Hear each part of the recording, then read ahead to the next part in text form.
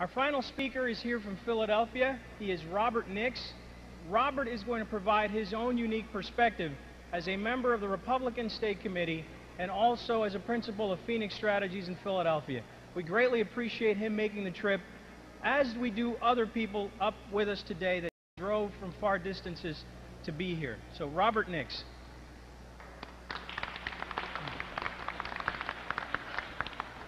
Thank you, Abe. Thanks for inviting me today. I'm happy to be here to speak on behalf of the people that I represent.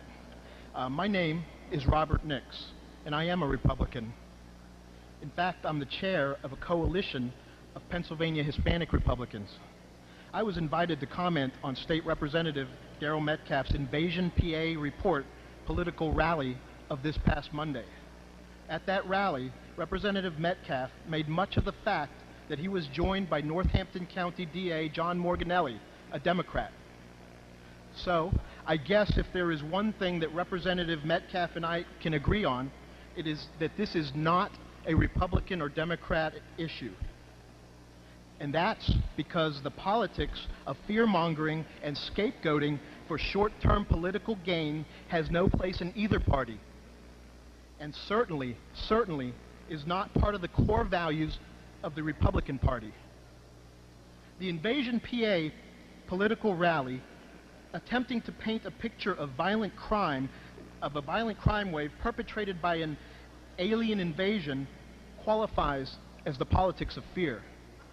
All major scientific studies clearly show that the problem of crime in the United States is not caused or even aggravated by immigrants, regardless of their legal status.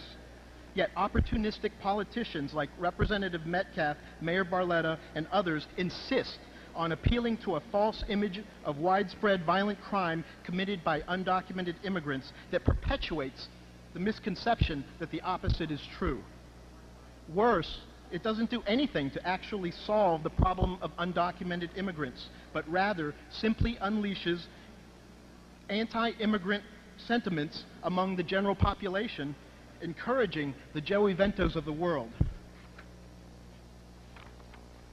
Now, statistics, of course, can be manipulated and used to suit one's agenda, and that's what the Invasion PA report does when it comes up with 3,100 intolerable criminal acts over the last several years that include using fake IDs to work, fraudulent Social Security cards to work, and driving without a valid license to go to work, and includes everyone who was arrested for anything regardless of whether there was actually a conviction or not.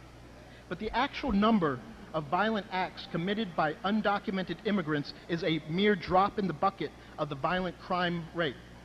There have been over 300 murders in Philadelphia so far this year, which is on pace to beat last year's 406 murders, which beats the previous year's 385 murders committed almost exclusively by citizens and legal residents and primarily with handguns. And the real irony here is that by and large, these elected officials who were here this past Monday attempting to paint a picture of violent crime wave perpetrated by an alien invasion of undocumented immigrants are the very same ones who won't let Philadelphia enact its own gun laws or who think buying more than one gun a month is way too few.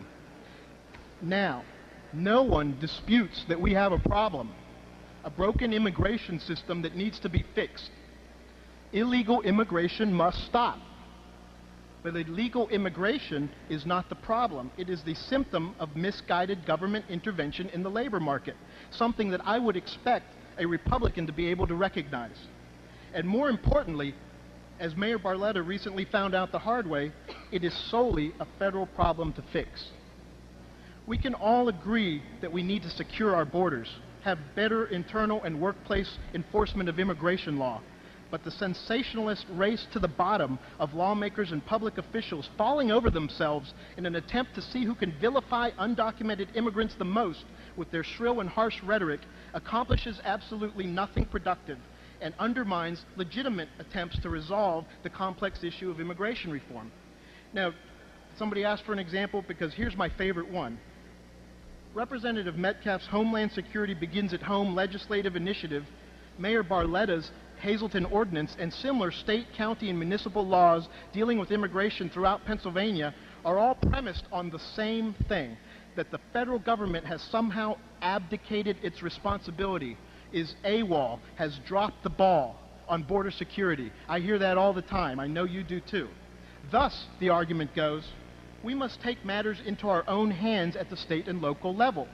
Representative Metcalf mentioned how the State House unanimously passed House Resolution 799 last year, calling on the federal government to secure our nation's borders.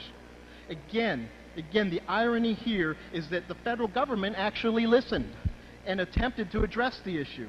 They tried to pass a massive bipartisan overhaul of federal immigration law that would have prioritized border security, internal enforcement, and workplace enforcement, and even addressed the broken work visa system that is at the root of the cause of the illegal immigration problem in the first place. And what happened?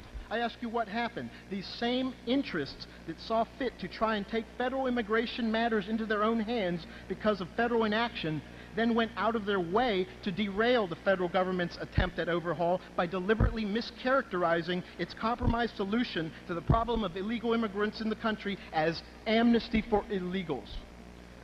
Now, when Superior Court Judge Coriel Stevens spoke at Representative Metcalf's Invasion PA report rally the other day, and by the way, that's a whole other topic of conversation in itself, he referenced the Seinfeld episode about the bizarro world. Well, I can reference Seinfeld with the best of them. Who could forget Frank Costanza's made-up holiday, Festivus, the holiday for the rest of us? And as a Hispanic Republican leader, getting tired of misguided political opportunism and rhetoric emanating from some people within my own political party on the immigration issue, I'm here today celebrating that Festivus tradition, the airing of grievances. So I thank you for your time and attention.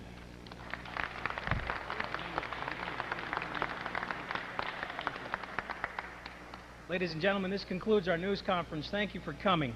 We really appreciate you hearing our message on this important issue. Thank you.